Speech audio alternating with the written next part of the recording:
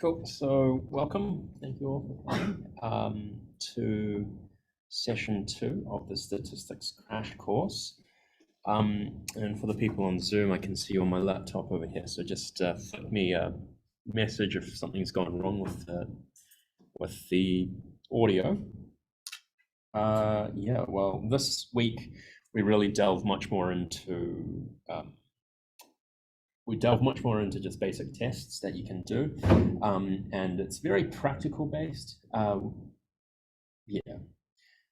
Okay, so the learning objectives are here. We're going to talk about parametric assumptions, the theory behind a student t-test, what a Welch t-test is, Mann-Whitney test, chi-square test, Fisher's exact test, a paired t-test, a Wilcoxon signed rank test, and understanding what protection means.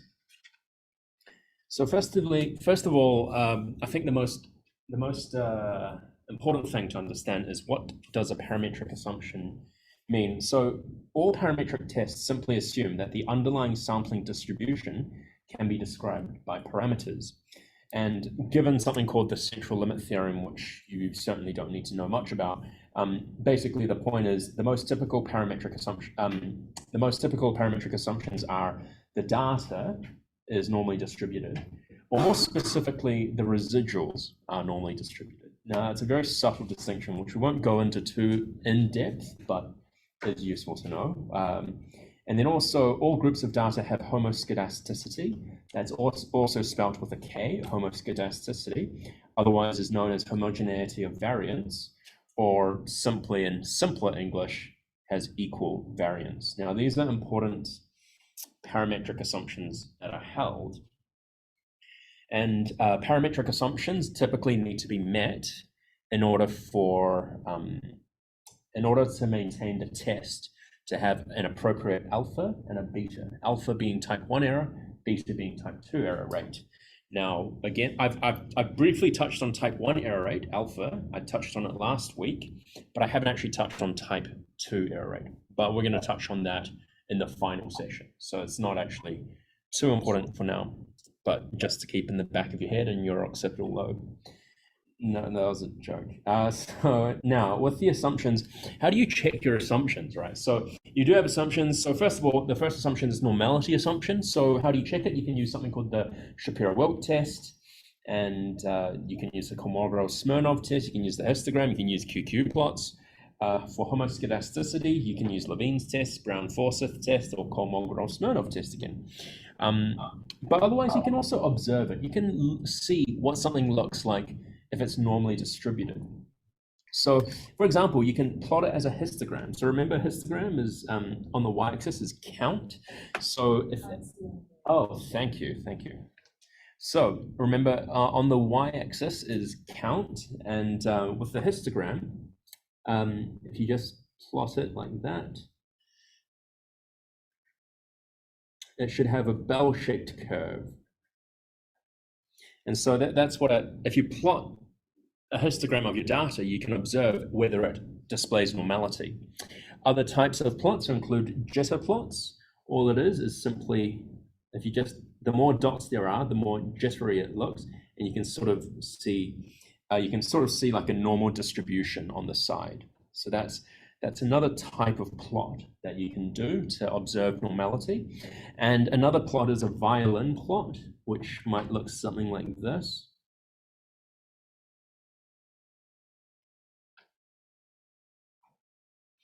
And where the width of the violin corresponds to the variance. So that's another way to observe normality. And those are fantastic ways of representing your data. And I think there's now a general push in that direction to analyze data, or just look at data in that way. So that's that. And then what about a QQ plot? QQ plot stands for, I think, quintile or quartile plot.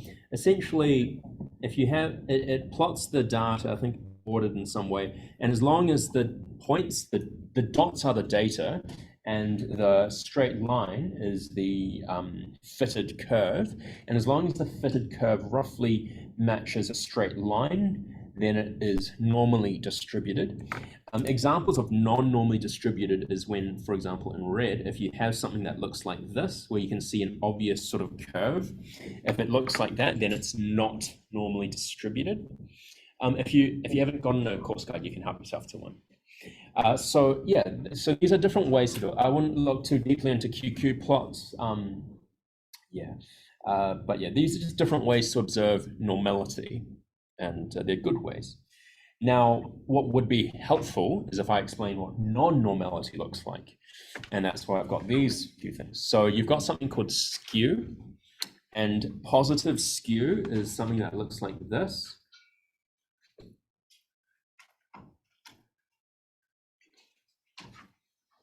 Positive skew, so it's the center of weight is sort of shifted to the left, and that's positive skew. Negative skew, as you could probably imagine, is just the opposite way.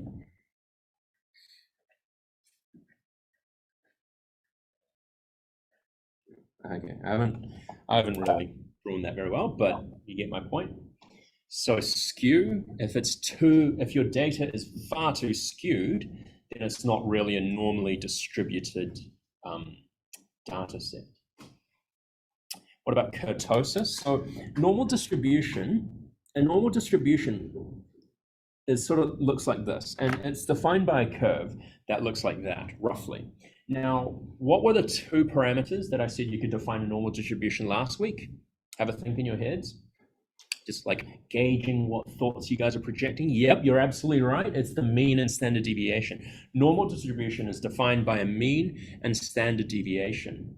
But the thing is that the rate of the going up and the down, that bell-shaped curve is defined just purely by two parameters, the mean and normal distribution. However, kurtosis refers to when the graph might look like this, or if the graph is too shallow. And so this is considered positive kurtosis. And this shallow one is negative kurtosis. So you can see, kurtosis. So my point being, there's other parameters like skew and kurtosis that we don't really talk about. We just assume the data is normally distributed. Yeah. So those are factors which can cause your data to not be normally distributed, and therefore if it's not normally distributed, then, well, your data shouldn't undergo parametric testing. Well, the relevant parametric tests which assume normal distribution. You should use you should use a test which doesn't assume normality, is my point. Now, there's also the second assumption that I talked about, which was on the other side, homoscedasticity. You can also observe homoscedasticity. So, for example, as I keep on referring back to the height, and then you've got males and females. Now, if you had something that looked like this, with the mean being, the dot being the mean, and the error bar being, I don't know, standard deviation or standard error, it doesn't really matter. Well, it kind of does, but let's just assume it's mean plus or minus standard deviation. That looks like it's got an equal variance, right? That looks fine. That looks good. But let me ask you, what if you had two tests, two groups, one of which looked like this, and the other one looked like this? Is that now a fair comparison? What did we just assume? We assumed parametric assumptions, one of which is homogeneity of variance or equal variances. And does this have equal variance? No. So therefore you violated one of your assumptions, and therefore you shouldn't be using a test which assumes homogeneity of variance. And unfortunately, a lot of tests assume homogeneity of variance. Now, of course, there are ways around it, and that's what I'm building up to. But yeah. Now, what about this? Male, female. What about this? Do you think these two have homogeneity of variance? Who thinks that these two groups have homogeneity of variance? Hands up. Who thinks they don't have homogeneity of variance? Hands up. Okay, so most people said they don't have homogeneity of variance. Well, my main point was that these kind of look similar, right? And just to the eye, it kind of looks similar, but it also kind of doesn't look similar. Where do you draw the line, right? Where do you say, no, this is not homogeneity of variance, this is not homoscedastic, therefore we need to do something else? Or when do you say, no, this is homoscedastic, we're not going to change our method? And that's sort of where it comes down to these different routes. The traditional route is to run assumption tests for normality and homoscedasticity. And if the test is significant, for example, p is less than 0.05, you can stop and do one of the following. You can transform the data until it meets the assumptions, log transform or square root transform, or you could proceed with a non-parametric test. If a test for any is not significant, then proceed with the main test. So what does this mean? If you had data that looked like this, it kind of looks normally distributed. It kind of looks homoscedastic, kind of looks non-homoscedastic. You can run a Levene's test or a Brown-Forsyth test or a Kolmogorov-Smirnov test. And then if the p-value is greater than 0.05, you accept the null hypothesis, and the null hypothesis states that they do have homoscedasticity, and therefore you just proceed with, I don't know, a t-test, a regular t-test. But if you find that it's smaller than 0.05, meaning that it is not homoscedastic, that in fact it is heteroscedastic, then technically, well, you need to figure out something else. You need to, I don't know, do a non-parametric test, or you can log transform the data. Log transforming the data typically makes it normally distributed. That's why I suggest it. So that's one thing. Then there's another route that some people say, well, the YOLO route, I call it. What assumption tests? Just do the main test. They aren't called assumptions for nothing. Just do a t-test. Doesn't matter if it's normally distributed or not. Doesn't matter if there's homoscedasticity or not. Just do the test. Right, because they're called assumptions for a reason. You're not supposed to test the assumptions. So yeah, both have value, both have merit, and yeah, because also if you run a lot of, I don't know, Shapiro-Wilks test, and it's slightly not normal. If you run also a Brown-Forsyth test, you run a homoscedasticity test, what are you doing? You're effectively doing another test and another test and another test, and you might have heard something called p-hacking or multiple, that you're just inflating your type 1 error rates and that sort of thing. So that's sort of the thought process. Ooh, that's a little bit weird. So meaning that you probably shouldn't do that. So yeah, so that's what I meant in considerations. If you run extra tests for normality and homoscedasticity, those tests, for example, the Shapiro-Wilks test, also have their own assumptions. Should you run assumption test for assumption test? I forgot about that one. Right, Shapiro-Wilks test has its own assumptions. Should you run assumption tests for those ones? But then also, if you keep running extra assumption tests, you're conflating type 1 error. And we'll touch on that at the end of the session today. So I recommend maybe a more measured route, not between, don't go so black and white as the traditional route, but don't go so blasé as the YOLO route. Plot the histogram and QQ plots, or plot the violin plot whatever. Just visualize your data, check that it's roughly normally distributed, check that both groups roughly have the same variance, acknowledge that most tests are robust to slight violations of assumptions. So in this test, even though they don't have the homogeneity of variance, normality of variance, if it's slightly non-normal data, you can still, most tests are quite robust to non-normality, and homoscedasticity is quite easy to get around, actually. Well, actually, a lot of people say homoscedasticity is the more difficult problem to go around, but we'll talk about that later. But yeah, if your data is not normally distributed, you can kind of still get around it, so I wouldn't worry too much about it, right? So it's just getting you to understand parametric assumptions, why they're so important. And then if someone says, oh, have you done a Shapiro-Wilks test? You can be like, well, no. And why not? Because, you have to run more tests, and it's not always the most, sensible thing to do. Okay. So the t-test, the student t-test. Now it was conjured up by a guy called Gossett, William Seeley Gossett, a statistician. He wrote a paper in 1908 under the pseudonym student. It's not because this test is for students. I was confused for the longest time. I thought it was called a student t-test because it's what students are supposed to do. No, he just wrote under a pseudonym called students. And it's also known as a two independent samples test, or simply a t-test. The t-test, what's the point of the t-test? It's to determine how British you are. No, I'm kidding. No, the inputs are, so you have two groups of the same continuous variable. So for example, height of group A versus height of group B, or diabetic, what is this? Glycolated hemoglobin A1 or something. Something like that. I can't remember what it is. But like glycosylated, thank you, glycosylated levels of HbA1, hemoglobin A1 protein or something. No, basically you need a continuous variable and you need two groups. That's the input. This is the output. This is an example of an output from R. It gives you a t-statistic. It gives you degrees of freedom. It gives you p-value. It tells you which hypothesis to accept.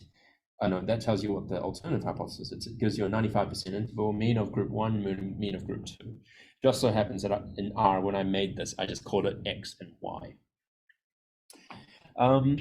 So these are the equations that are typically these are the equations that are typically associated with the t-test, right? So you calculate the mean of group 1, you calculate the mean of group 2, you get the number of subjects in group 1, number of subjects in group 2.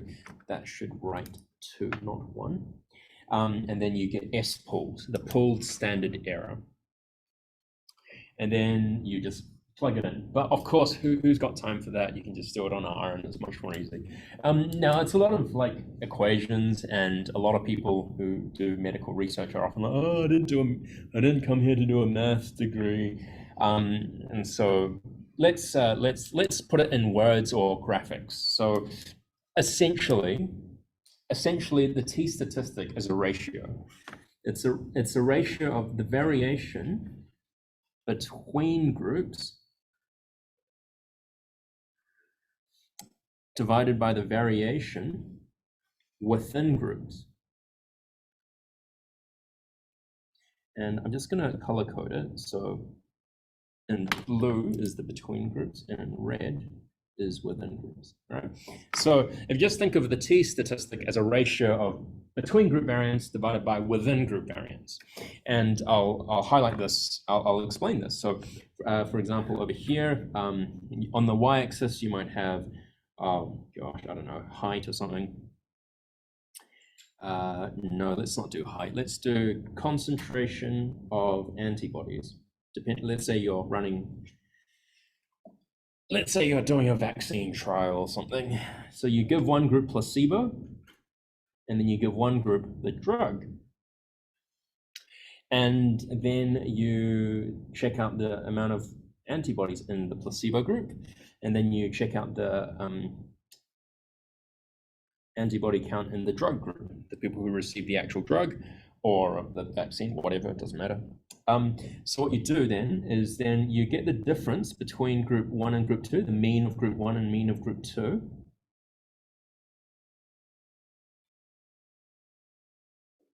And then you also get the variation within groups. Then you calculate the t-statistic. The t-stat, I'm going to go t-stat for t-statistic, equals that big difference divided by the cumulative sort of variation. Okay, so essentially we're just saying the t-statistic is the difference between groups, between these two groups, the difference from here to here, which is that length, divided by the variation within groups, which is variation within the groups. And and so if you look at the equations, that's essentially what the equations are saying. you can see the numerator of the equation is just the mean of x2 minus the mean of x1. The mean of group 2 minus the mean of group 1, which is in blue, what I've put on the screen. And the denominator is essentially the pooled standard deviation. That sort of makes sense as to why the t-test is constructed as is. Sure. Great. Okay. Right.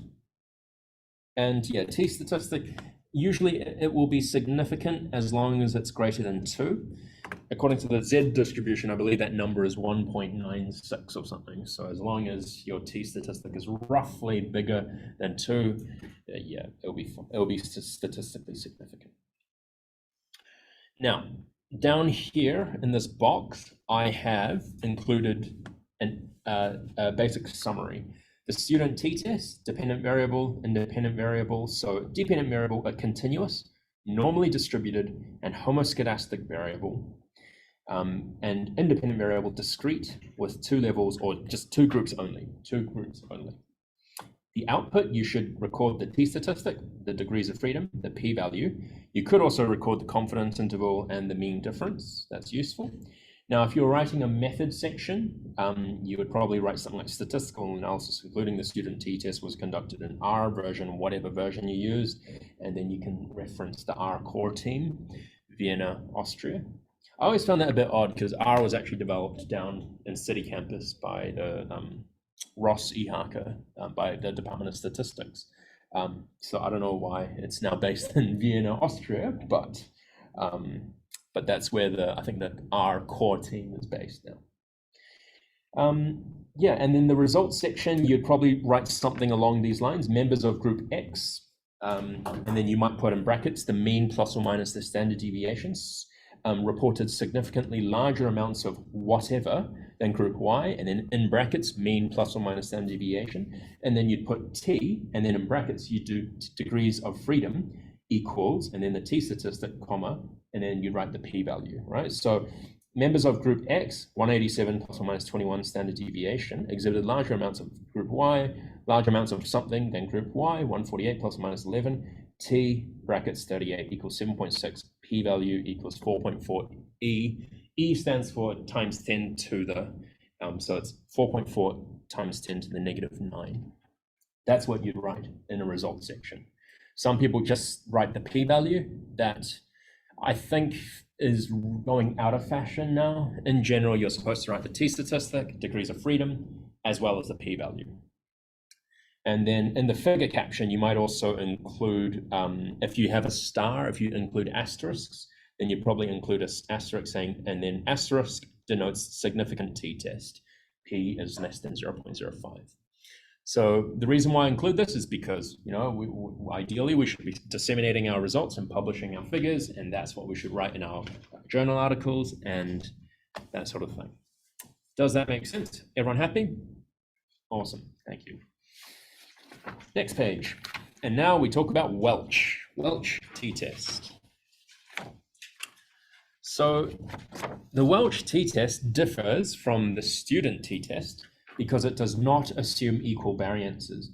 It essentially removes the homoscedasticity assumption. It still has the normality assumption though. So that's why I said you can get around that heteroscedasticity problem. When you don't have homoscedasticity, you can just use a Welch t-test. That's pretty straightforward. Similarly, the dependent variable, continuous, normally distributed. Independent variable, you assume there you need to have 2 groups. And then, yeah, this is an example of an output from R. You just get the t-value, the degrees of freedom, and the p-value, and you can also calculate the mean and such like. And yeah, similarly reporting, you'd report something like that, including the Welch t-test was conducted in R version 4 point whatever, and results section figure. Right, so the Welch t-test, pretty straightforward. It's very similar to the student t-test, except that it doesn't assume homogeneity of variance. Everyone happy so far? Cool beans. Everyone on Zoom happy? Okay, great, fantastic. I'm gonna assume I see. Oh, great! I see some thumbs up. Okay, Great. We're going to move on to the Mann-Whitney-Wilcoxon test. So, as I said before, if you don't have, if your assumptions do not work, if your assumptions aren't fulfilled, you can do a non-parametric test, or you can transform your data. The problem with transforming your data is if you log transform your data, let's just go back to this one. If I said members of group X exhibited significantly larger amounts of something, then I'd have to say log 50 or something. I have to say they exhibited log 50 more units than this. So when you transform your data, it makes your data slightly less interpretable. And so that's why it's maybe easier to keep it in your native units, but then do another type of test to it. And so this is a form of what people call a non-parametric test. Now, I'll briefly explain how this particular non-parametric test works. Let's just say we have group A and group B, and I am going to go 0, 1, 2, 3, 4, 5, 6, 7, 8, 9, 10. And so we have a value 1, 3, 4, 6. Let's just say between these two groups, we've got this sort of thing. So for some reason, you're like, no, I don't want to do a t-test on these two groups. You absolutely could, but you don't want to. Let's just say for some reason, you want to do a non-parametric test on these two. Now, the most basic non-parametric test, well, one of them is the Mann-Whitney-Wilcoxon test. And it's a non-parametric test. It actually utilizes the ranks of data. It removes the normality assumption. So now it doesn't even have the normality assumption. However, be careful if you have a lot of ties in the data, this test will not work very well. I'll explain that later. But first of all, you put your data there and then you rank it. So let's just rank it from smallest to largest. 1, 2, 3. So now these two are tied. And because they're number 2 and 3, I'm going to call it 2.5, rank 2.5. 1, 2, 3, 4, 5, 6, 7, 8. I've ranked it from 1 to 8. There are 8 data points, and I've ranked them from 1 to 8. That's how I've ranked them. And then what you do is you get the sum of the ranks. So you get the sum of the ranks here is 1 plus 2.5 plus 4 plus 6. And that equals something like 13.5. And then for group B, you add the sum of the ranks, 2.5 plus 5 plus 7 plus 8, and that gives you 22.5. And then you compare the two ranks, the sum ranks, the 22.5 and 13.5. You actually, okay, you might not want to write this down, but you actually have to run it through this formula, R1 N1 plus 1, those brackets, divided by 2, U2 R2, 1 is N2 plus 1 divided by 2. Basically, it's like a permutation and combination type thing. You substitute, so U1 is like a U score. So you know how t-tests have t-statistics? The Mann-Whitney has a U score. And then R1 is the rank 1, 13.5 minus N, there are 4. 4 times 4 plus 1, 5. 4 times 5 divided by 2. So you just do this random calculation, and just believe me, you do these calculations, and then it will generate a p-value from that. And now, thankfully, we've got R and other statistical softwares that just calculate the p-value for you rather than going to manual tables. Now, the power of non-parametric tests were the fact that you could do them by hand, whereas t-statistics were a bit more complicated. Just keep in the back of your mind that, like, computational power wasn't as widely accessible until like the 90s. And so that's why a lot of these tests were very popular, because it was really easy to do by hand. So nowadays, yeah. Okay. So that's the essence of how these tests work, right? Now, your input, again, is a continuous or an ordinal variable, and you no longer have normality or homoscedasticity assumptions. You do assume independent variables. Then this is an example of an R output. Okay, instead of U, they call it a W statistic. W equals 58, and the p-value is 0.5787. Now notice that that's the output from R. So it tells you if it's significant or not. Does it tell you about the magnitude of the change? It doesn't, right? It doesn't tell you whether it's bigger or smaller or whatever. So just keep in mind that at least with a t-statistic, it did tell you it's greater by, I don't know, 10 units. But a Wilcoxon's rank sum exact test doesn't. Yeah, so in the method section, you might do something like a Mann-Whitney U-test was conducted in this software. Members of group X reported larger amounts of whatever unit than group Y, and you'd only have a p-value. That's it. And in your figure caption, you might just say asterisk denotes significant Mann-Whitney test. All right, now I want to, before I turn over the page, I'm just going to preface this with a problem. Now, this was a problem I faced. Let's say I had two groups. I was giving one group a drug, and I was giving the other group a placebo. And on the y-axis, I had number of cigarettes smoked per week. Number of cigarettes smoked per week. And I randomized my participants into drug group or placebo group. Now, the problem was this. A lot of people were non-smokers. So we had a lot of people at 0, and in both groups, really. But then there were some people who smoked a lot, whereas there are some people who smoked less amounts.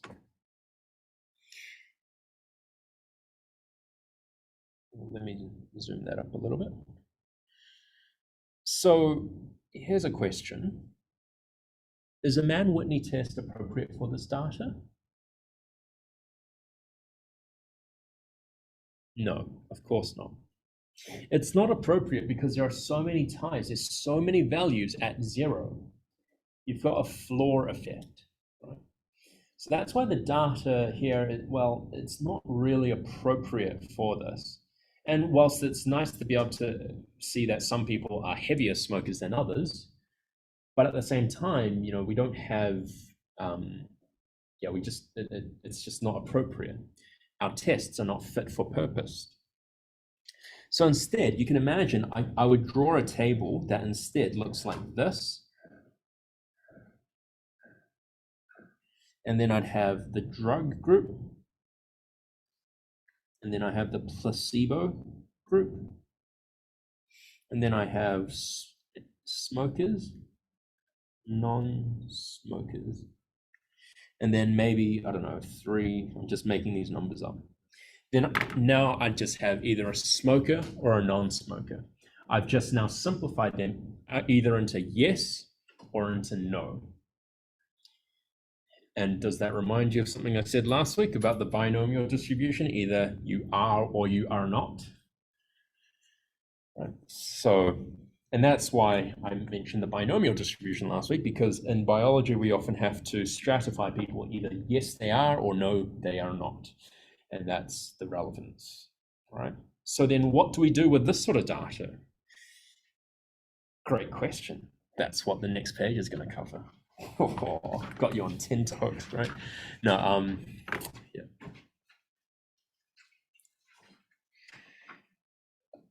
Okay.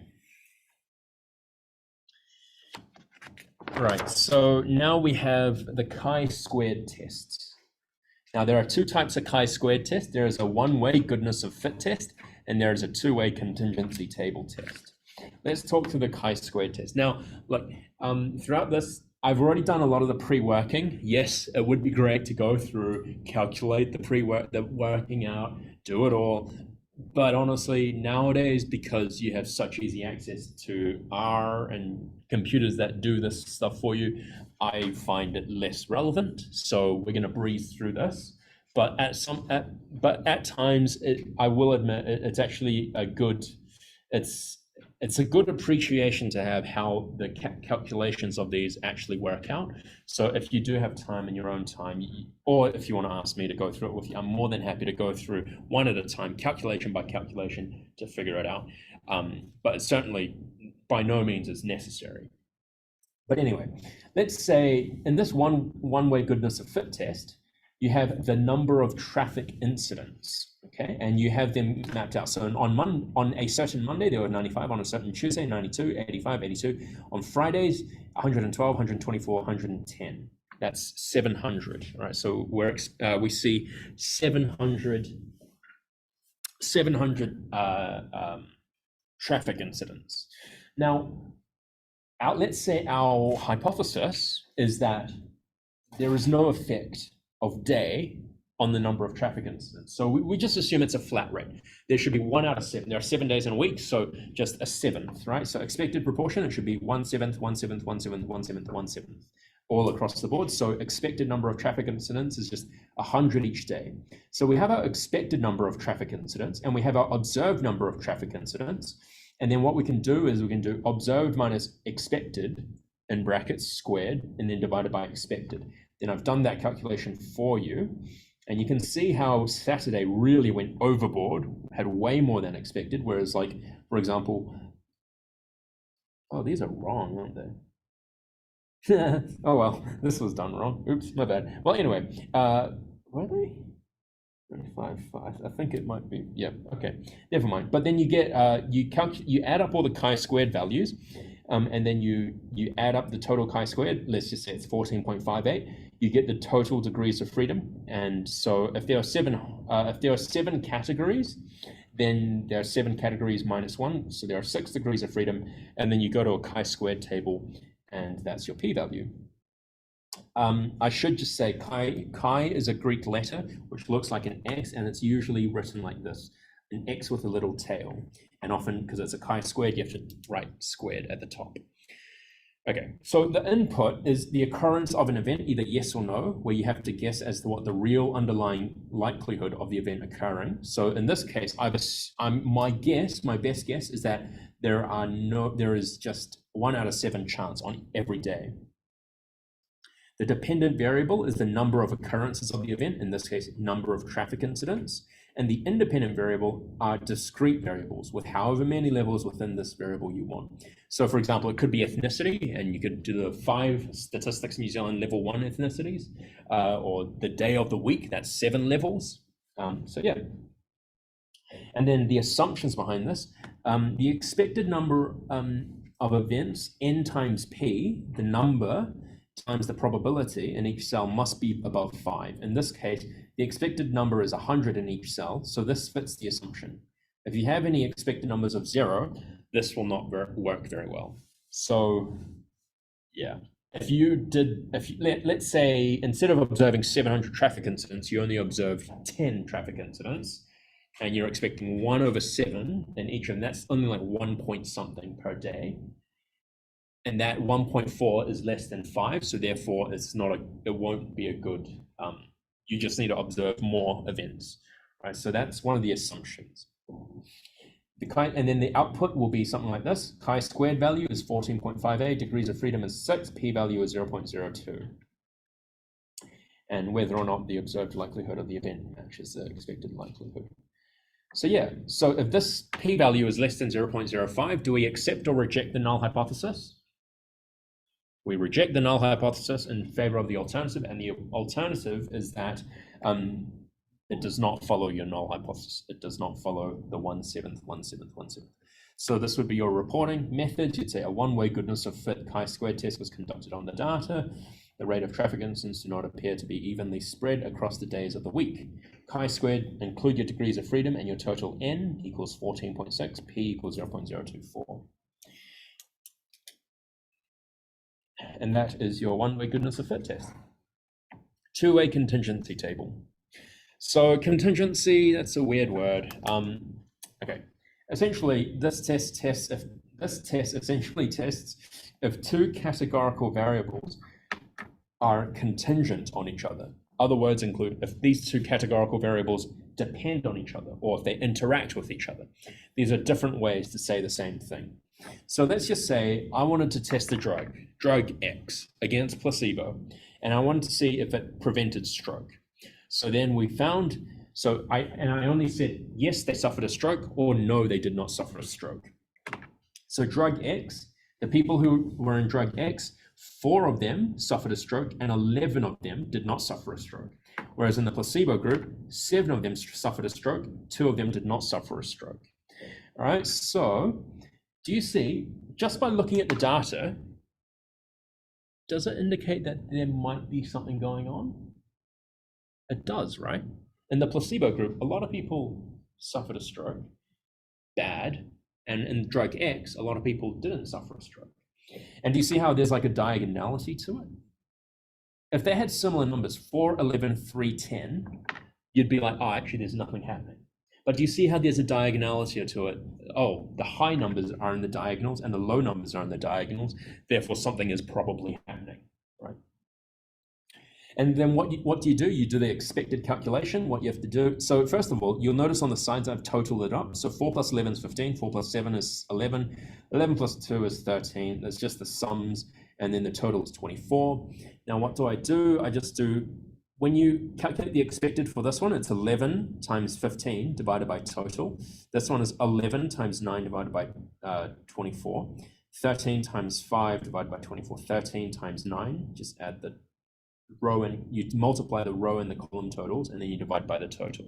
That's how you calculate the expected. And like I said, you do the sum of the O minus E squared divided by E, in which case you get these values. Do you see how I was like, well, yeah, I've just done the working for you. And then you add up all of these values, and then you get a chi-squared value of 5.92 or 5.918881.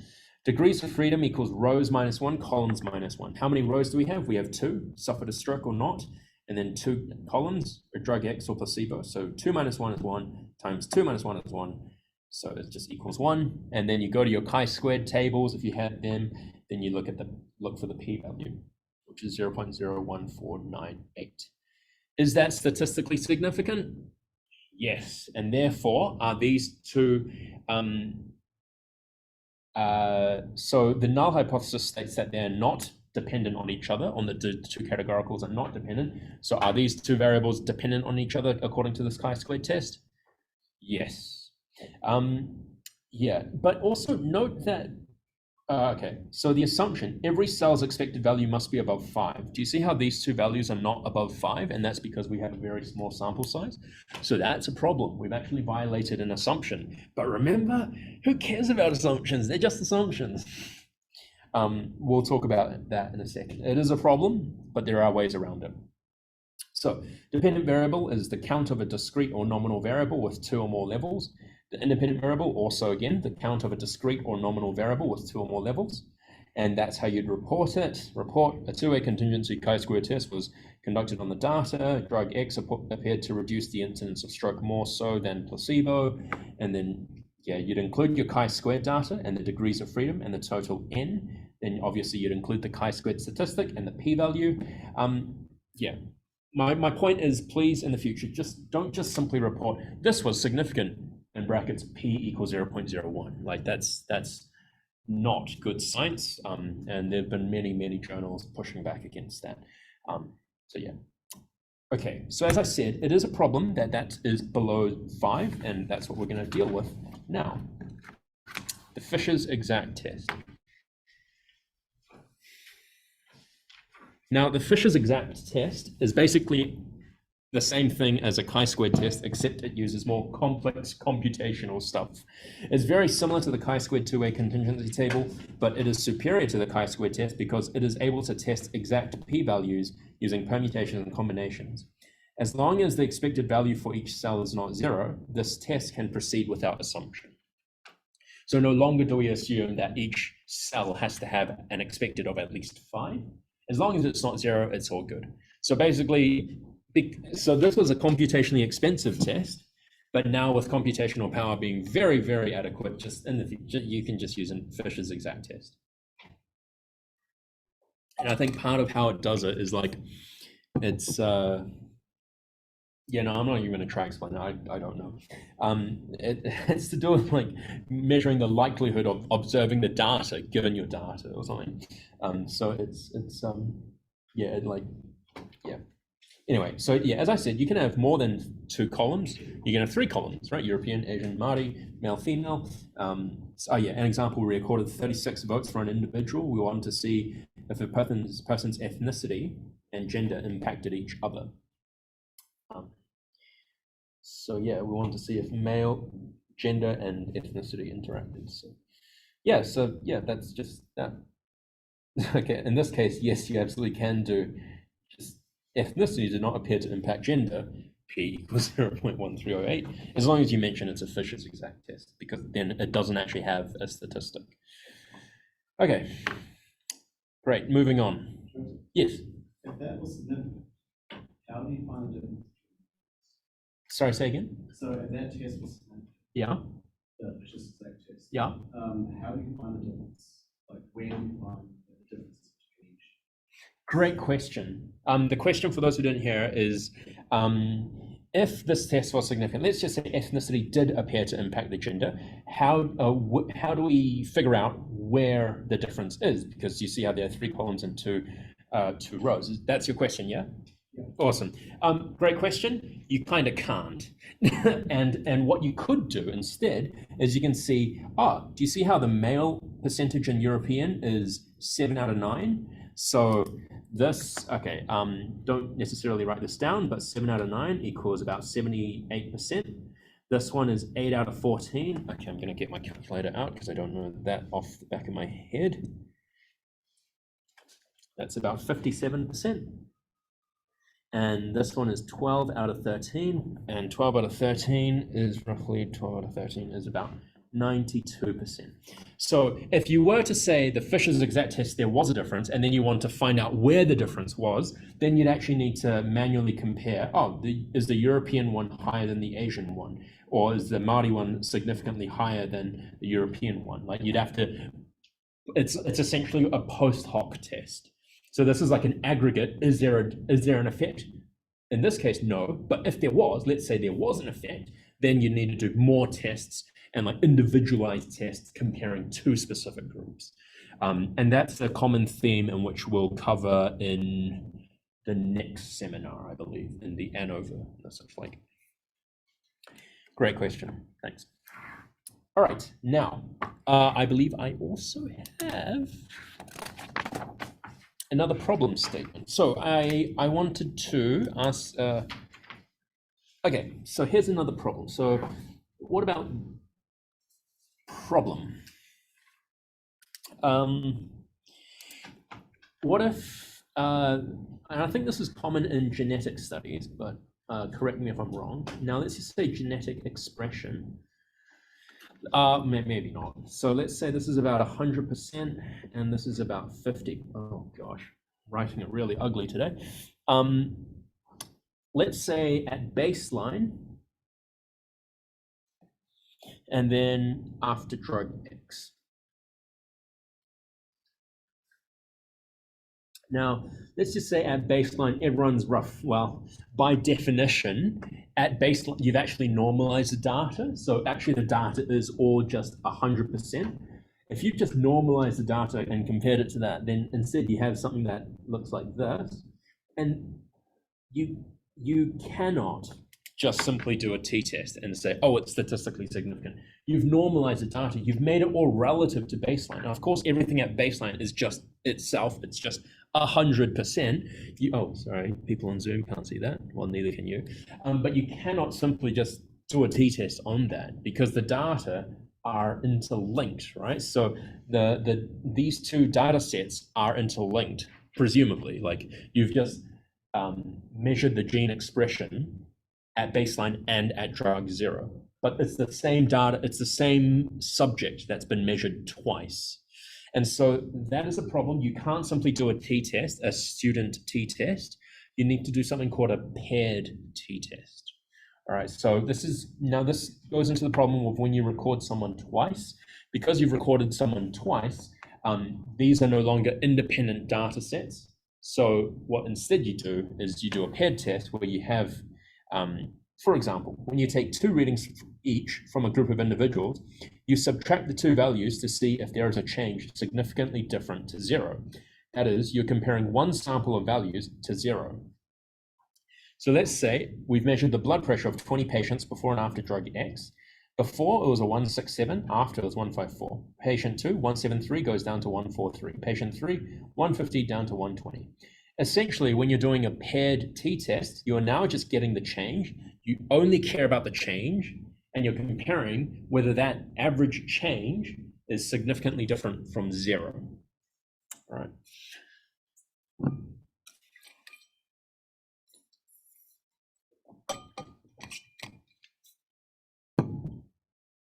Goodness. How are we doing for time? Okay, just have one more page after. Great. Okay, so input. In your input, you have a dependent variable, continuous variable rather. Your independent variable must be discrete with 2 levels, before and after. Assumption, normal. Okay, let me ask you, for the dependent variable, continuous, are we going to assume homoscedasticity of variance? What does homoscedasticity mean? It means the equal variance of 2 groups. But how many groups are we dealing with here? We're actually dealing with 1 group, and that group is just the change of something. And because it's only 1 group, you can't have homoscedasticity of variance. So that's why it's, homoscedasticity just goes out the window. And I suppose you could still have a normal distribution. So normally distributed could still be an assumption. Assumption normality is assumption of the differences. The before and after recordings of the continuous variable must be from the same person. So this is an example of a t-test output from R. T equals 7.872, DF equals 19, p-value is whatever. You have the mean of the differences. So drug X induced a mean decrease in blood pressure of 27 millimeters mercury. So in your reporting section, that's what it looked like. In your methods, you'd say, oh, we did a statistical analysis, including a paired t-test, conducted in R software, our core team, Vienna, Austria. And then the results section, after treatment with drug X, patient blood pressure significantly decreased by 27 millimeters mercury. T, open brackets, DF equals 19, close brackets equals 7.87, P equals that. All right, so that's how you'd report your results. Make sure you report your results diligently. Great. Everything making sense? Nod your head, shake your head. Excuse me. Great, awesome. Last but not least, Wilcoxon sign rank. Not last but not least, but one of the last tests we'll talk about is the Wilcoxon sign rank test. It's like the equivalent of the Mann-Whitney test, but for related data. So it's similar to the pair t-test, but if your differences are not normally distributed, it would be more appropriate to use this test. And so, yeah, it's just like the paired t-test, but the non-parametric version. And you bet it uses ranks and that sort of stuff to figure things out. And so you just get a p-value. So that's just how you'd report it. Results section. After treatment with drug X, patient blood pressure significantly decreased. Wilcoxon P equals 2.2 E negative 0.07. And that's what you can write in your journal articles. Cool beans. Now, protection. Why is protection important? So if you're trying to keep your total family-wise error rate at 0.05, you will need to reduce your type 1 error rate. Why? Well, let's just first say, let's say if you have 2 groups, group 1 and group 2, how many possible comparisons are there? Well, there's just one. You can just compare between group 1 and 2. There's only one comparison. Group 1 and 2 versus group 2 and 1, that's the same comparison. If you had 3 groups, groups A, B, and C, I should have written that in red. You have 3 possible comparisons. So K equals 2, you have 2 possible comparisons. K equals 3, you have 3 possible comparisons. You can compare group A with B, group A with C, and group B with C. So there are 3 possible comparisons. What if you had 4 groups, A, B, C, D? Well, then you can compare A with B, A with C, A with D. You can compare B with C, B with D, and there we go. So how many comparisons is that? That's 6. What if you had 5 groups? Well, then let's have a look. A, B, A, C, A, D, A, E, B, C, B, D, B, E, C. You get my point. It's getting big. It's getting big, big, big. What if you had 6 groups? Hexagons. I love hexagons. They're the bestigons. So you've got these. Let's just do all of that.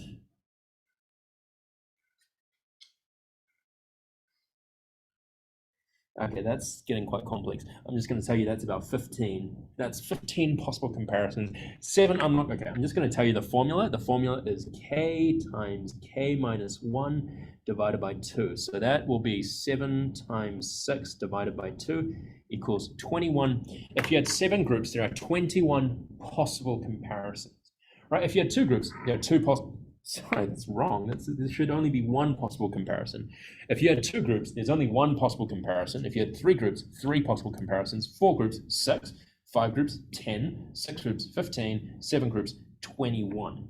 Does it make sense that as the number of groups increases, as the number of k increases, the number of possible comparisons increases exponentially? Okay. Now that's a problem, because when you do a t-test, let's say we had a group of 2, right? If you just had a group of 2, you do a t-test, there's only 1 possible t-test you can do. It's just between group 1 and 2. And that will control your alpha rate at 0.05. Now, what if you had 3 groups? If you compared between group A and B, you have 5% chance of making an error. You have another 5% chance of making an error here, and you have another 5% chance. So every possible comparison, you have 5% chance of making an error. So if you had 7 groups and you did all 21 possible comparisons, you're going to be expecting to make at least 1 type 1 error, just because 0.05, that's 1 in 20 chance, right? You're expecting to at least make 1 error, and just by chance, and that's not helpful. We don't want to publish based on errors. We don't want to publish based on that. So we can do something called protection. So first of all, the formula for the total number of comparisons is k times k minus 1 divided by 2. So 7 times 6 divided by 2. I've already mentioned that. Now the probability of making at least 1 type 1 error. So notice how I'm using very specific language. The probability of making at least 1 type 1 error is 1 minus 0.095 to the power of whatever. So, and when you have 2 groups, there's only 1 possible mistake, 1 possible comparison, and that's 0.05. But when you have 3 groups, you have 95% chance of not making an error,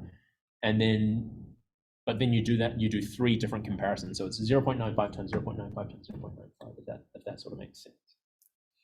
So anyway, you can adjust for this, right? The most basic one is actually using something called Bonferroni.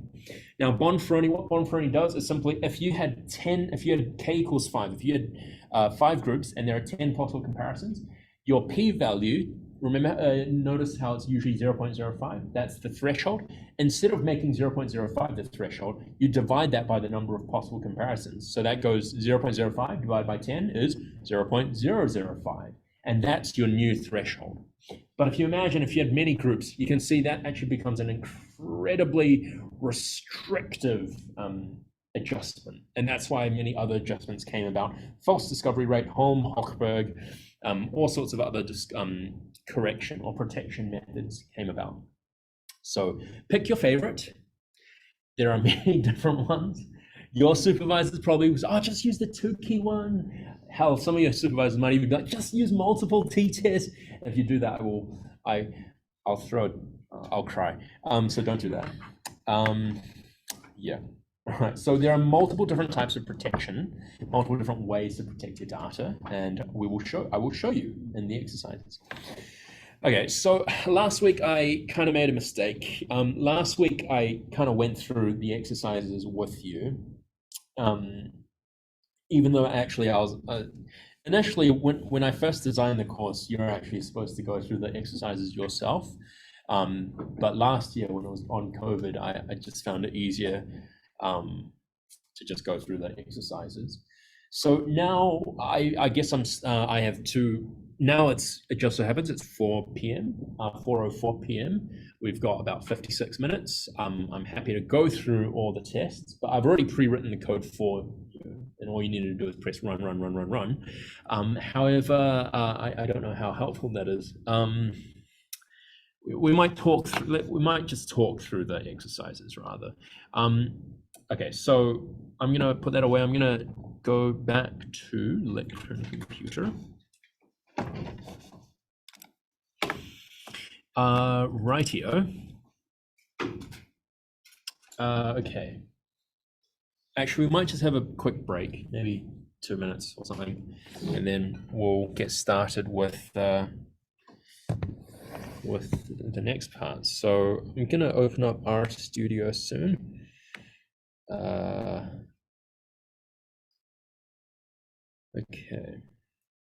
Right, you can't see what I'm doing. Give me a second.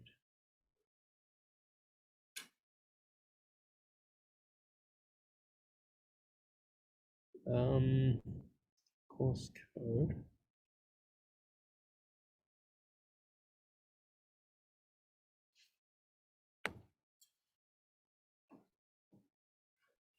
Okay, so yeah, we'll start at about 4:07, 2 minutes.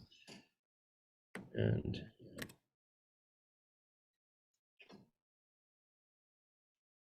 I'm going to open up seminar 2. And yeah, we'll start there.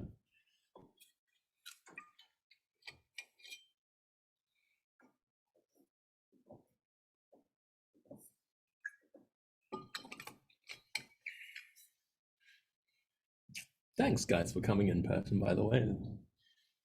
It's appreciated. And thanks for the people attending on Zoom. It's nice that people are actually here. But yeah.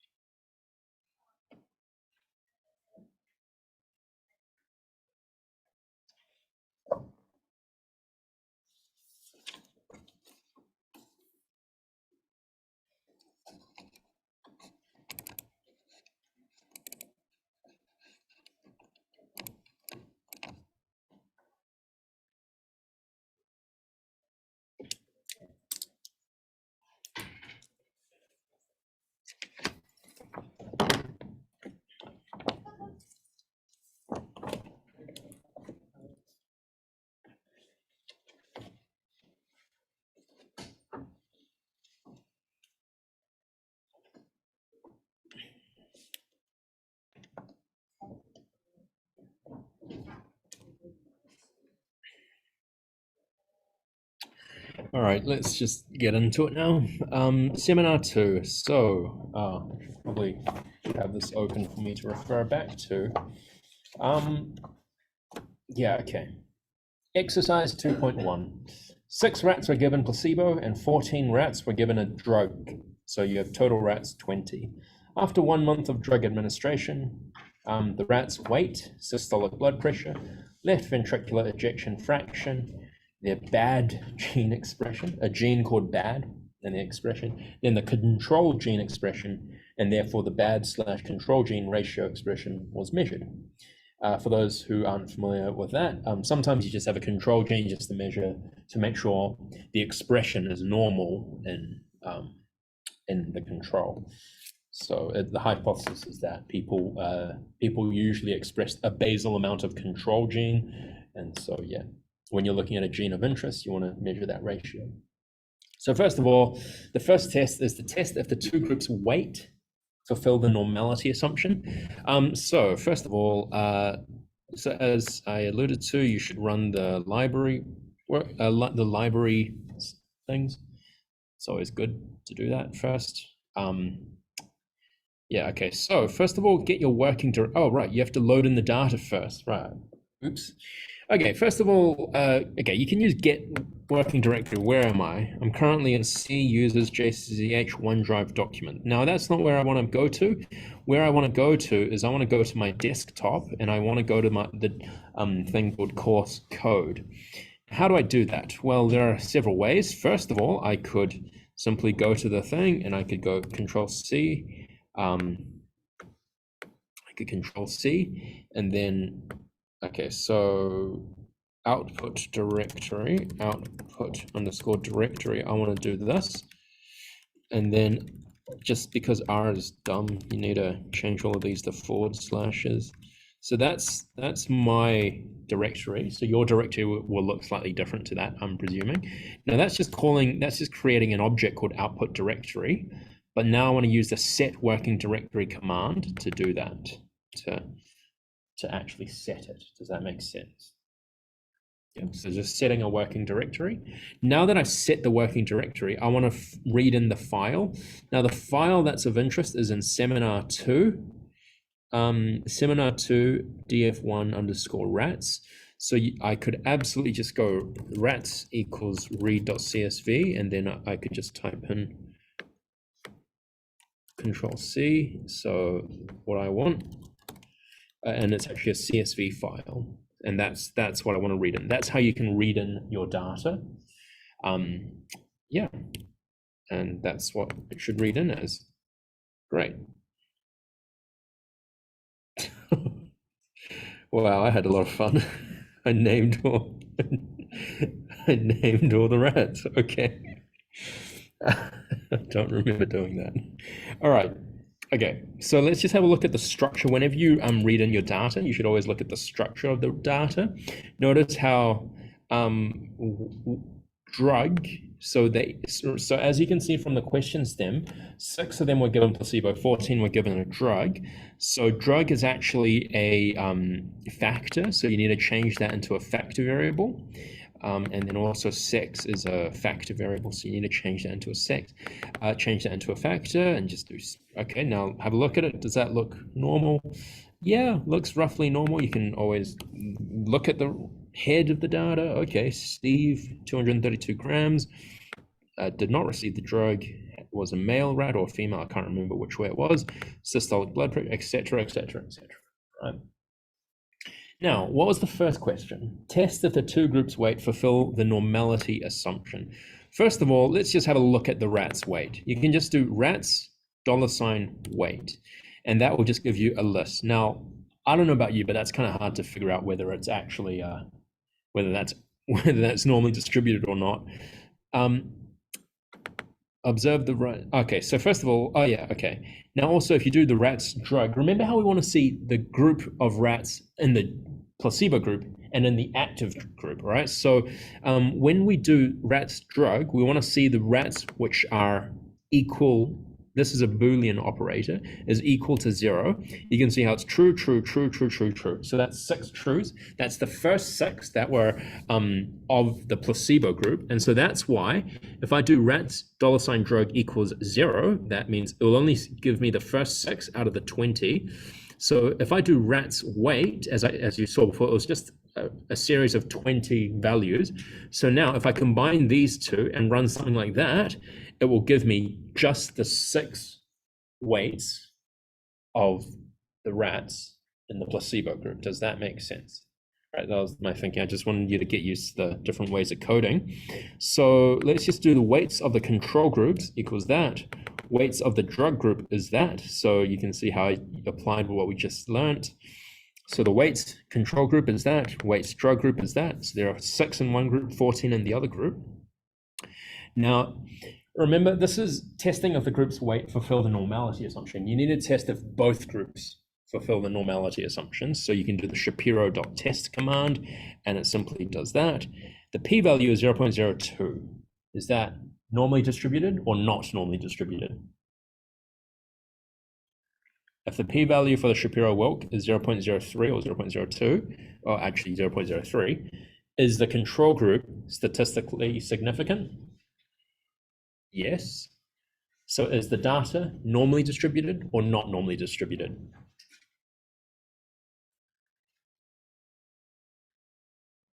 It's not normally distributed, right? It's significant, reject the null. The null is that, yeah.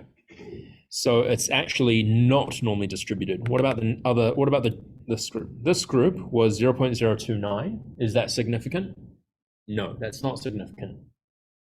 0.2947. So do we accept the null or reject the null?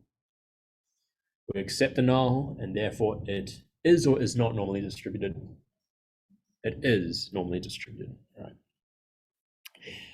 Just for fun, I have a weird definition of fun, but you can also use a Kolmogorov-Smirnov test to see if it's normal by doing these sort of things.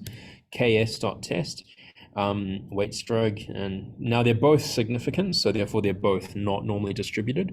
More importantly, you could probably just plot them. So that's a QQ plot of the control group. That's a QQ plot of the drug group. Now that doesn't look normally distributed to me. You can plot the histogram as well. Oh, that does not look normally distributed. That also does not look normally distributed. So you can see that's why none of them looked normally distributed, and the Shapiro-Wilk test kind of told you that, so did the Kolmogorov-Smirnov. So yeah, okay, well, yeah, that's question 1 sort of figured out. Question 2, you can do a Levine's test. You'll need to load in the car library. Now, if you haven't installed the car library, you'll need to install it, install .packages, and then in quotation marks car, and then you can do the Levine test. Now, yeah, and then is that statistically significant? What's the p-value? The p-value is 0.8569. Is that statistically significant?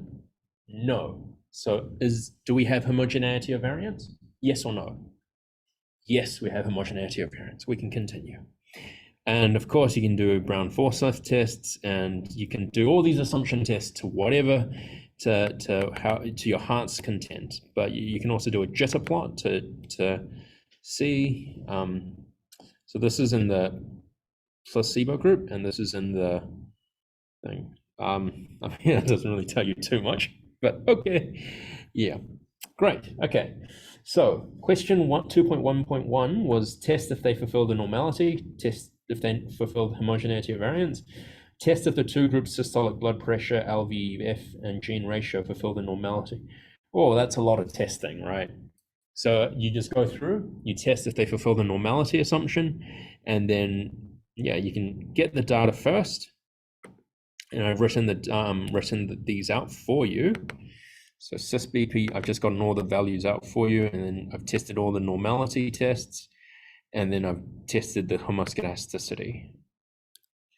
And yeah, and I've just written NS in comments saying not significant. So yeah.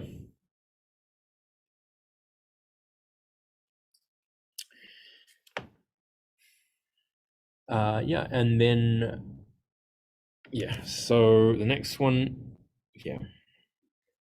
Look, I might get you, do you guys think it's helpful if I just go through what's already written in there? Or how would we like to run this?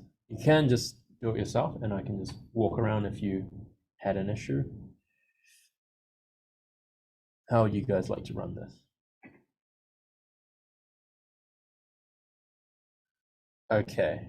Yes, because I'm going to rewatch it slowly later. Okay. Okay. Having commentary is helpful. Okay. All right. All right. We'll go through it then. And no one here has any complaints about that? No. Okay. Well, let's go through it then. So first of all, get the data. So as hopefully you can tell from this, cis-BP cont is for control, drug is for the drug group, LVEF, left ventricular ejection fraction, control left ventricular ejection fraction. So I've just gotten, using these 6 rows, I've just gotten the numbers, the values for each of the things, and then I've just run a normality test of all of them. So in the first one, p-value is 0.19. Nope, not significant. Then done the drug, 0.17, also not significant. If it's not significant, that means it's normally distributed. You go through all of them. So you can see what I've done here is very traditional. You go through, you run the assumption t-tests, you run the assumptions for the t-test, and you're like, okay, yeah, it doesn't look like it violates the parametric assumptions. Oh, good job, pat yourself on the back. Great job. See how they're all, the p-values are all above 0.05. Oh, great, fantastic. And yeah, so yeah, that's 2.1.3 done. 2.1.4 asks, perform a chi-squared contingency test and a Fisher's exact test on sex and drug group. We just want to see if sex and drug have interaction effects. Remember that drug was something that you controlled. Well, you, me, we control drug because we chose who to give the drug to. So first of all, you can use a table to just do a cross to create cross is just an object that looks like this. So you can see rats, this, I believe this 0 is supposed to refer to in the control group, and this 1 is supposed to refer to the drug group. And then this 0, I believe, is probably male, and 1 is probably female or something like that. And now once you've got this, you can just now run a chi-squared test. And the chi-squared test is 0.69. Nice. Is 0.69 statistically significant? No. So are these two independent variables dependent on each other? No. Right, except the null hypothesis, which is they're not. But do you see how these numbers in cross are very small, a 2? Is that going to violate the assumption of the chi-squared test? What was that assumption? N times P, N times probability is greater than 5. So that's gonna violate it. So that's why R also threw you chi-squared approximation may be incorrect. And that's why I told you, do a Fisher's test instead. And so that's why you get a Fisher's test of p-value is 1. When the value is 0.9999999, R just rounds it up to 1. So it means it's not significant. It's not significant. It's so close to 1, it's not significant. Cool beans. Next question, 2.1.5. Perform a Mann-Whitney-Wilcoxon test on weight between the two groups because weight is not normally distributed, and interpret the test. All right, so because we already identified weight is not normally distributed, therefore we should do the Wilcoxon test, and that's how you run a Wilcoxon test. That's pretty straightforward. Wilcox dot test, weight against drug, and then rats is just the data frame. Rats is just, remember, it's the data frame that we chucked it into. So just do that. And then you can see the p-value is 0.6204. Is there a difference in weight between the two groups? No. Great. Now you can write that into your journal article and publish. You guys are amazing, right? It's okay. 2.1.6. Perform both student t-tests and Welch t-tests on systolic blood pressure, LVEF, left ventricular ejection fraction, and gene ratio on the two drug groups. Interpret the tests. Decide whether the student t-test or Welch t-test is more appropriate. Okay, so just so you're aware, when you do the t-test function, okay, look, if you don't know what the t-test function does, you can always use this. You can do question mark and then t-test, and then it'll come up with a help thing saying, oh, this is what you can do, all right? So that's always very helpful. You can always use question mark and yeah. So when you do var.equal equals true, it assumes equal variance. Is that student t-test or is that Welch t-test? If you assume equal variances, is that the Welch or the student t-test? That's the student t-test. Good. So actually, if you just t-test, cis-BP is against drug rats, the default t-test in R is actually the Welch t-test. Right? So I was a bit of confusion when I first said, how do I do a student t-test? And she says, use the t-test command. But I'm like, but that's not the student t-test, that's the Welch t-test. So anyway, if you forcibly wanted to do the student t-test, well, yeah, the p-value is 0.4442. If you did the Welch t-test, the p-value is very similar. But what was the difference? You assumed homoscedasticity. Well, first of all, you need to check if they were homoscedastic. Good thing I did ask you to check before. Cis-BP. Okay, so if that was the p-value from the Kolmogorov-Smirnov, do these two groups have homoscedasticity? According to this 0.811, that was the systolic blood pressure. They do, right? 0.811, you accept the null hypothesis. They have homoscedasticity. And so therefore, you can just do the student t-test. Which one's a student t-test? This one's a student t-test.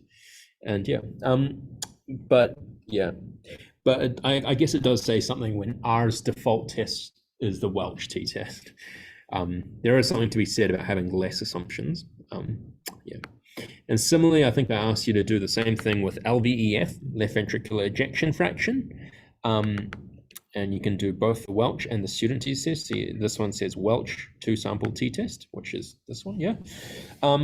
Yeah, and it's not significant. The gene ratio, is the gene ratio significant? Oh, the gene ratio is significant. Both of them are significant. So you can see these two tests often give very similar results. So which test should you pick? The one that supports your hypothesis? No p-hacking. It's up to you. It's up to you which one you prefer. And that's why we do things like pre-register what our analysis will be, whether you use a student or a Welch t-test. But let's be honest, nowadays you'll probably be using ANOVAs and that sort of thing. For one, I personally prefer to just use Welch t-test because I like the idea of doing less assumptions, not assuming homoscedasticity or variance. So yeah. Okay. So yeah, that's 2.1.6. Now, generate a multi-figure plot with significant bars and asterisks. Okay, so first of all, let's just look at the rats. Okay. Let's look at the rats. This is the rats. So we want to get rid of the ID column. We want to simplify this according to drug and sex, we want to simplify across ID. We want to get rid of the ID and collapse it across. No worries, you guys. All good. So you want to create a summary table. So this is how you do it. You just run this code and then you do it. And then you have this. You have between drug 0, control and placebo, control and active drug, you now have all of these. And notice how I put the mean and standard error. So I've already pre-written the code out for you. So let's just have a look at what, okay, so I could go through and, I've already pre-written the code out for you. So you can always refer back to it. By the way, that's one of the main points. It's for you to have code already pre-written so you can just copy paste that and use it for your own resource. So feel free to reuse all of this code. That was the whole point. But I mean, I suppose it's also useful at some point if we just go through on how to write the code as well. Yeah. But yeah, so what you can create with this is essentially something. I've created 4 graphs, and then I can use a big plot, and I've actually created I've called them G1 weight.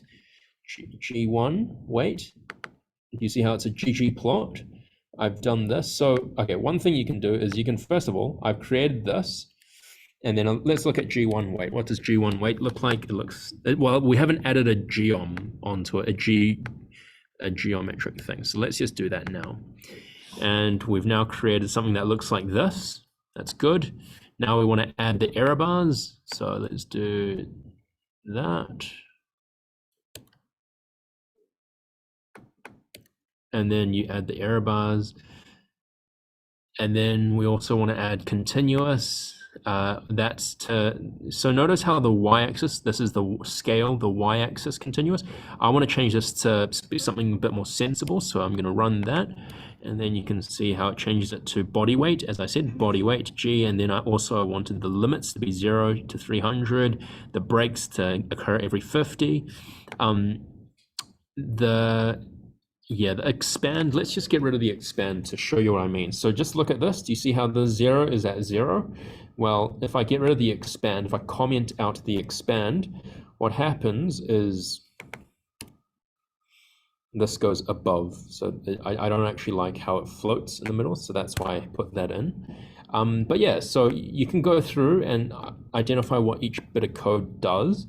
If you don't know what a bit of code does, you can either email me or you can just Google a lot. Like a lot of this is all done. Anyway, basically I've created 4 graphs. Graph 1 I've called G1 weight, G2 sys-BP, systolic blood pressure, and then G3, graph 3 is left ventricular ejection function, graph 4 is gene expression. And then what I've done is I've used another package called calplot, to plot them together. And so big plot 1 is now the new plot. And so I'll show you briefly, that's what it looks like. It's now got 4 things, and then I've saved it as, and now I'm going to save it using this command, ggsave.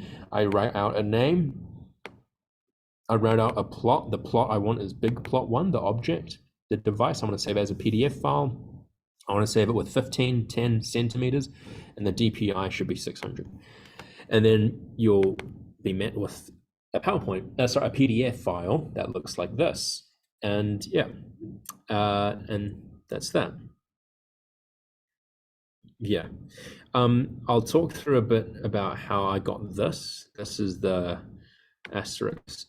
So literally all I did was, so the only one that was significant was the gene ratio. So the gene ratio I did, so all of this just, so, okay, so let's just rerun all of this. So I'm running these lines, and notice I'm not running the plus. So if I just run these lines, this is what the graph looks like. I haven't added the line yet. So when I add a segment, that's what it means by adding a line. So if I add all of these, if I add the line, that's what happens. I add a line, and now I also want to add a text. And if I add the text, if I just run all of this, if I add the text, it just means I added a asterisk. I added text onto it, and that's how I made that significance thing. So that's how I publish the data. I just publish with the asterisk on it. And so, yeah, all of this is written in. Yeah. Okay. Yeah, so exercise 2.2, it goes through check if sex affects the baseline VO2 max, check if sex affects the drinks per week. Okay, well, first of all, let's just run the data. So first of all, read.csv, and I'm using a command file.choose. File.choose brings up a window that looks like this, and then I can go and look for seminar 2, DF2, VO2 max, and then I can do structure. It's always good to look at the structure. You can see the structure there. And then you want to change ID. ID is just numbers 1, 2, 3, 4, 5, 6, 7, 8, and 10. We want to change that into something a bit more sensible. Sex and ethnicity as well into factors. Now, if you look at the structure again, you can see they're now factors. Let's just look. I want to, yeah, you can just view it like that. Great. Okay, we have something. So this study investigated the effects of an exercise regimen done on 100 people. In 100 people's sex, height, weight, ethnicity, number of alcoholic drinks consumed, VO2 max before the exercise regimen, and then the VO2 max after the exercise regimen, their resting heart rate before and resting heart rate after. So we were measured before and after. And so hint, we're going to talk about paired t-tests and the such like. So we want to see if sex affects the baseline, the resting VO2 max. And also, I think I say check the assumptions as well. So just use a histogram to check it. Yeah, that looks pretty normal, normally distributed, I mean. And the Shapiro-Wilk test says as much. The Shapiro-Wilk test is 0.395. Is that significant? Nope. So therefore you accept the null. Then you can also do the Levine test. Then you can do the t-test. So we want to look at both sex, male and female. Are they statistically significantly different from each other? You tell me, are they? No, they're not statistically significant. The VO2 max is not dependent on sex. And then you can go through that. And yeah. Oh, this part I go through and 2.2.3. Oh, okay, I really should go through this. Okay. Okay. So 2.2.3 says test if the exercise regimen improves VO2 max. For those who don't know what VO2 max is, it's the volume, it's the maximum volume of oxygen that you're able to ventilate. So it's a measure of how fit you are. And so before and after an exercise regimen, you might assume, yes, this will probably increase VO2 max. And so now the problem with VO2 max, or the problem with this data is that VO2, max pre. Okay, do you see how it's like 2 columns? Now, why do I bother doing this? I don't even know. Okay, so what I've done in this line of code is I've actually made it to, I've shifted it, I've made it into the long format. And so now I have a time variable, this is the pre, and then if you, okay, if I view VO2 max long, you can see how it begins ID number 1 all the way to 100, and then it starts again at 1, and now it's VO2 max post. So it just changes it into a long format. It just changes the format of the data frame, which you will find yourself doing many, many times. So you can order it, the row names. Okay, I removed the row names because they're distracting. Okay. Levels. So if you just look at the levels, it's now VO2 max post pre. Levels of that is changes it into 1 and 0. So if you look at okay, just view that again. What I've done is I made it nicer. So now ID1 and ID1 are next to each other. And now the time, instead of being post and pre being text, I've just changed it into 1s and 0s. And then VO2 max, I've just called 31 and 29.2. You can see it much more easily. It's just for aesthetic purposes, for your own personal sanity when you're looking at data. Yes, so yeah. Now, oh goodness. Oh, I didn't do this. Get the data of interest. Okay, so the pre-data looks like this. This is all 100 numbers, and this is all 100 numbers of the post. So if you just look at VO2 max, this is the data set that was the unaltered data set, and I just got the pre-data and the post data, and then you can just do like something simple like mean of the pre-data and mean of the post data. 43.6, 48.3. Okay. Now you can do a paired t-test. Okay, so you didn't even need to run these numbers. Okay. You can do a paired t-test. Is this t-test significant? Is this t-test significant? Absolutely is. Times 10 to the negative 10. Sorry, yeah, 2.788 times 10 to the negative 10. So it's very significant. And so, yeah, and all right, the reason why I went to the bother of going to rejig the data is so you can also analyze it using the long data set format. That's why having a long data set is kind of nice sometimes, because then you can do this formula type thing. But as long as you just analyze your data, that's fine. So yeah, you can do a paired t-test. You can also do a Wilcoxon signed rank test. And again, the Wilcoxon test also shows statistical significance. Yeah. Right, and now I ask you to generate a graph. So 2 graphs I want you to generate. VO2 max against exercise regimen and heart rate against exercise regimen. Okay, so let's just, yeah. Oh, I put a 9 there, okay. What is this? Wait. I need to generate this first. So remember, every time you want to generate a graph, you actually need to create a summary table first. So that's why I did that. And then you can generate the graph. And then the graph looks something that looks like this. This is the VO2 graph.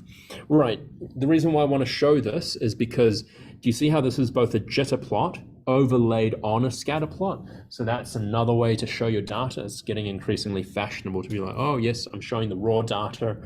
It's ironic because at the beginning of this course, well, last week I told you, oh, don't show all your data, but now I'm being like, yes, show all your data, because showing all your data makes it a bit more transparent about the spread of your data.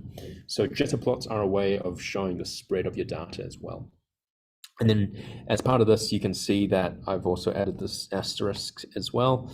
And then, yeah, and then I also do the heart rate.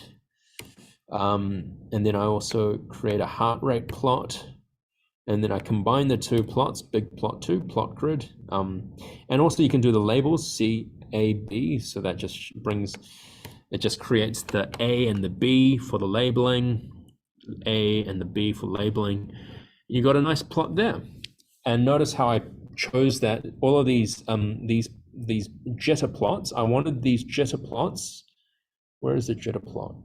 The jitter, I used the color gray, and I used alpha equals 0.5, width equals 0.1. The width is how broad it goes on the x-axis. So if I didn't change the width, it'd be very, very scattered. The gray color is obviously because I wanted a gray color. Alpha is transparency. I wanted the plots to be transparent, and I chose shape 16. The shape 16 just means it's like a circular plot. You can test with what shape 1 and all that sort of stuff if you want. I don't even know what shape 1 is. I'll find out. Shape 1 is a circle, but with nothing colored in. Let's random choose shape 5. What's shape 5? Shape 5 crashed it. Oh no, shape 5 looks like diamonds. Yeah, okay, it looks like diamonds. So yeah, you can play around with the shapes as well. Choose whatever shape you want. In fact, you could probably just Google shapes, ggplot2, and that sort of stuff. All right, let's go through the last one quickly. And you can save it, of course. Save it and then send it to publish. And then it should be here. So yeah, that's your graph, and you can publish that. Okay, now the last one. A study was performed investigating the effects of 15 drugs. I've just called them A, B, C, D, F, G, all the way to O, and then also the placebo, and then on 30 COVID-19 patients each, so 480 patients. So 16 groups and 480 participants. And the outcome was a lung function test scored out of 100. So arbitrary units now. So let's just go get that COVID data set, which is seminar 2, DF3, data frame 3. Let's have a look at the structure of the COVID. So let's just view the COVID data frame. So we just what is this? Okay, ignore the RNG. I think that was just random number generator.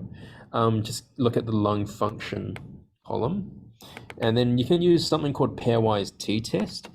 And pairwise t-test means you can look between A versus B, A versus C, A versus D, A versus E, A versus F, and such like. You can do every possible combination.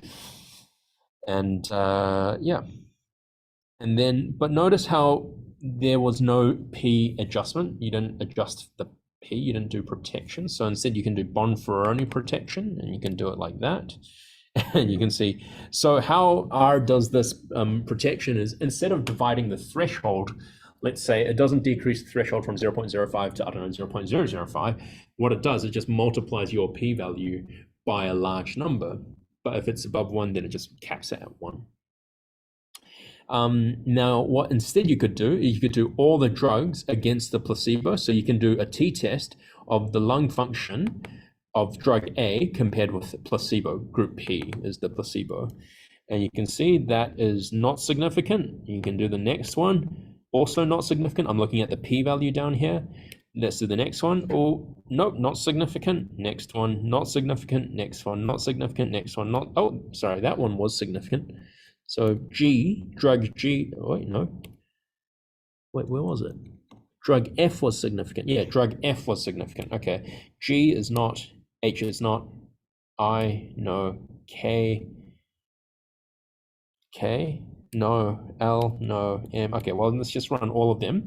Now, you can see how I stored it in a thing called A. So A was just this. And so which one was significant? Which one did I say? F, thank you. So F was 0.02. So anyway, I'm just going to store all the P values. You can see how you can store this as an object like A Do you see how when A equals the t-test, and then I stored all of that output into A?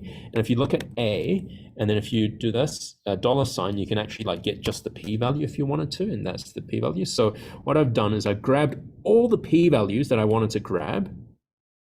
And so what's that? That's all the p-values from the 16 tests or something, or 15 tests that I did.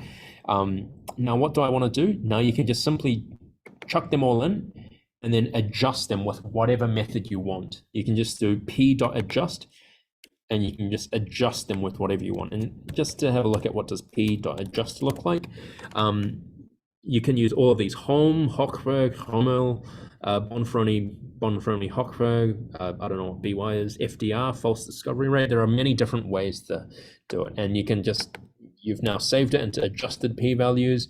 And the only one you want to care about is just the ones that are below 0.05. And you can see none of them survived correction.